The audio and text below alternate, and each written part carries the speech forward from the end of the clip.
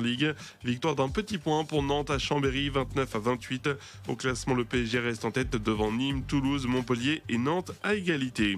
Voilà pour l'essentiel de l'actu sport. Je vous souhaite une très belle journée. 7h45, l'invité du jour, en direct sur 92.3 et en vidéo live Facebook sur la page RJFM. 7h46, on est en direct, voilà, sur RJFM bien évidemment, pour parler ce matin de Commentry avec le maire Fernand Spaccaferri. Bonjour. Oui, bonjour. Et merci d'avoir répondu à notre invitation ce matin. Il y a de l'actualité du côté de Commentry en cette fin d'année, et notamment la reconquête du centre-bourg. On sait qu'il y a des programmes d'État, du conseil départemental également, pour aider les communes à regagner finalement des centres-bourgs qui sont parfois un petit peu moribonds. À Commentry, il y avait hier soir une réunion publique autour de cette thématique-là. Le constat déjà, quel est-il? C'est que Commentry finalement, comme d'autres communes, voit le centre-bourg un petit peu en souffrance parfois. C'est le cas, c'est le constat? Oui, mais c'est le constat qu'on fait aujourd'hui. Mais moi, j'ai pas attendu aujourd'hui pour faire le constat. Puisque, comme vous le savez, j'habite et je travaille dans le cœur de ville depuis les années 80. Quand j'ai investi les lieux, il y avait pratiquement pas de place ni pour habiter, ni pour trouver un local commercial, puisque tout était occupé. Et puis, j'ai vu au fil des années la situation se déliter, les commerciaux partir, les habitants déserter suite au départ en retraite ou au décès des personnes qui occupaient les lieux. Pour ça, moi, j'ai identifié deux facteurs. La multiplication des zones commerciales en périphérie. 2, la vétusté des locaux. Les propriétaires qui n'investissent pas sur le bâti. Donc, on se retrouve avec des bâtiments qui ne sont plus en mesure d'accueillir des commerces comme du standard d'aujourd'hui. Donc, qu'est-ce qu'on se trouve? La preuve, c'est que lorsque j'ai initié en 2001 déjà, donc vous voyez bien qu'il y a très longtemps que j'avais identifié le problème, un immeuble neuf a fallu 8 ans pour le construire. Donc vous vous rendez compte un peu l'échelle de temps qu'il faut pour mener un projet à terme. Moi, j'allais avec mon dossier, je le défendre déjà ces idéaux auprès de le maire de l'époque qui était Jean-Louis Gaby.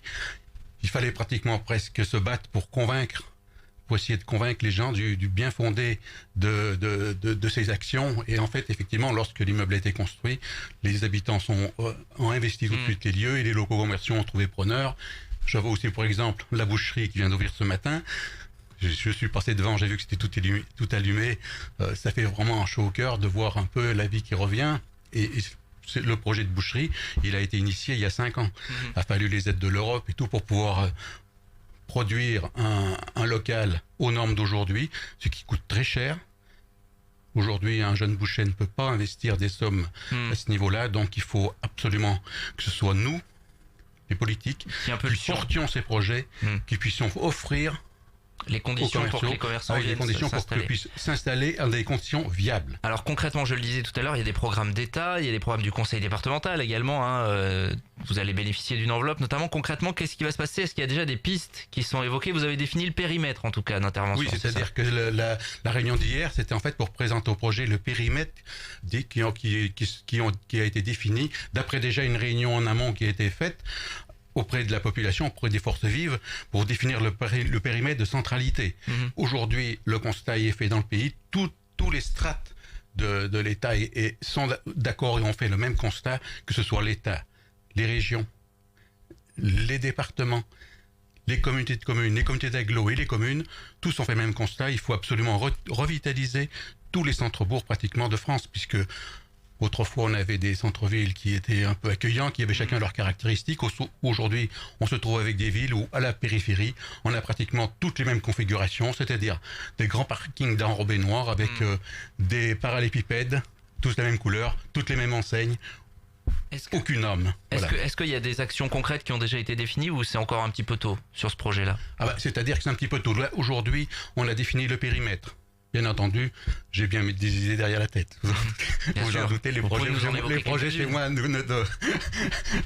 ils fourmillent, puisqu'à chaque fois, mon directeur de l'office HLM me disait, il y a des présidents qu'il faut pousser, ou il faut plutôt freiner, parce que tous les jours, j'arrive avec un nouveau projet, mais effectivement, il faut que les services puissent travailler, et puis aussi, après, il faut abonder au niveau financier. Donc, travail sur le bâtiment, porter des projets pour que les commerçants puissent s'installer, finalement, que la collectivité soit porteuse, finalement, pour rénover tout ça. Il faut que à notre strate de commune, effectivement, il faut que la commune il faut particulièrement actif, il faut que nous soyons les facteurs de toutes ces actions, bien évidemment.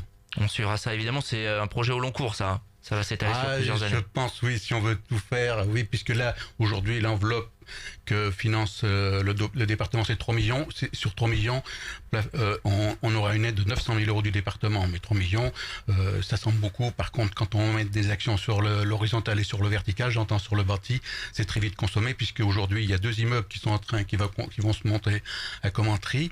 Celui de la place Stalingrad, où il y a 11 appartements, où j'ai déjà des gens qui veulent qui m'ont déjà demandé est-ce que je peux les inviter ici. Je dirais, il faudra faire une demande, comme bien sûr, et puis il y aura la suite. Mais effectivement, c'est un projet à plus d'1,5 million, donc vous vous rendez compte que dès qu'on va sur le vertical, ça coûte...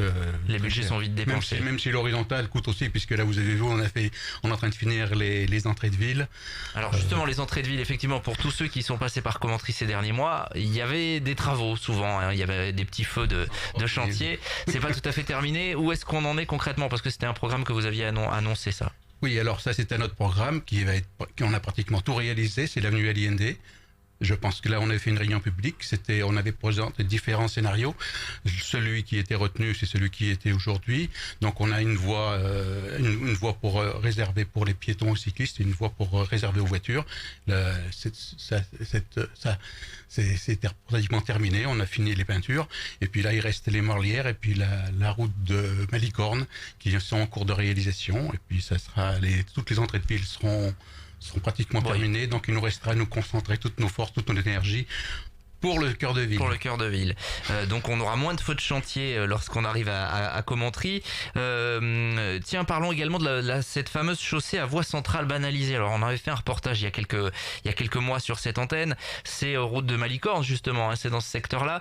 Avec route de Colombier. De Colombier, pardon. Effectivement, ne pas confondre. Route de Colombier avec un aménagement pour les cyclistes justement, avec une voie centrale banalisée pour les voitures et puis de part et d'autre donc des voies pour les cyclistes. Il y avait eu pas mal de réactions, de remontées d'habitants. Vous avez fait une réunion publique d'ailleurs sur cette thématique il y a quelques jours. Qu'est-ce qu'il en ressort? Est-ce que ça va rester ou est-ce que ça va être détruit entre guillemets tout ça? Alors, en fait, il faut reprendre sur l'historique parce que c'était lors des réunions publiques.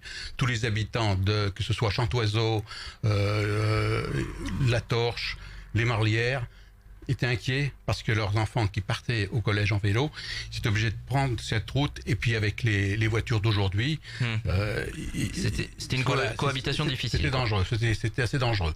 Donc j'avais demandé au service de travailler sur une solution. Je voulais moi qu'on fasse une piste cycliste dédiée.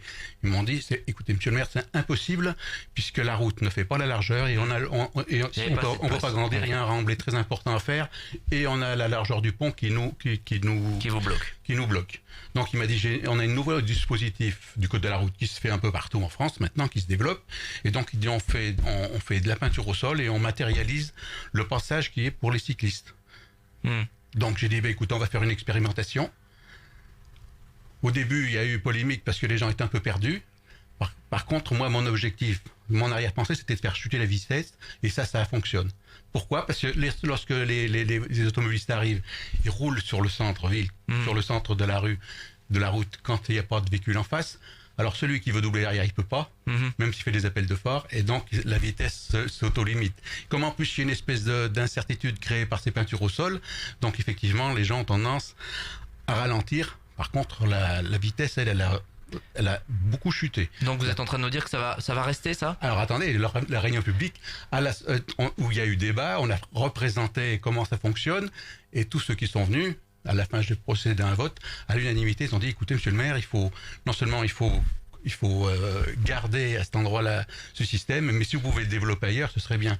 J'ajoute aussi que cette portion, elle rejoint la voie cycliste qui est dédiée aux cyclistes et aux piétons et qui à terme fera le tour de la commune. Bon, donc on aura peut-être à l'avenir d'autres chaussées à voie centrale banalisée à Commentry. Moi, je pense. Bon, à suivre évidemment tout cela. On n'aura pas le temps de tout évoquer, mais pour terminer, je voulais parler des municipales évidemment. Ah, vous le savez, tous les maires que l'on va recevoir, on leur posera la question parce que ça approche, mine de rien. Ils nous disaient on a le temps, mais là on y est presque. Est-ce que vous avez pris votre décision, vous, de vous représenter ou pas donc pour être maire de Commentry? J'ai pas envie de pratiquer la langue de bois, même si j'ai une arrière-pensée. Écoutez, je me réserve encore le droit de ne pas y aller. D'accord. Et ça, je le dis sincèrement. Et alors, à chaque réunion publique, même encore hier, les gens disent, monsieur le maire, qu'est-ce que vous faites? Vous représentez? Je dis, je sais pas.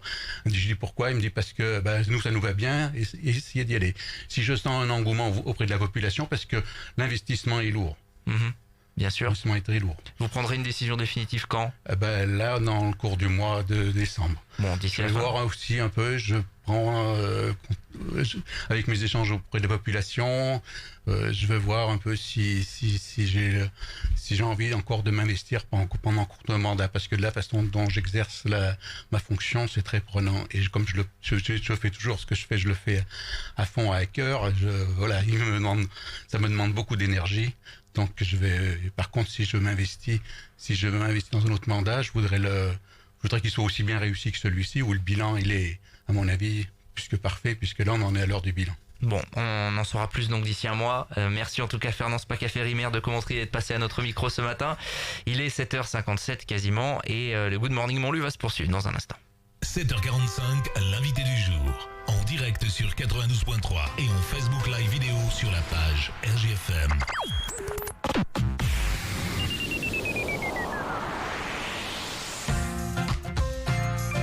Dépiltech.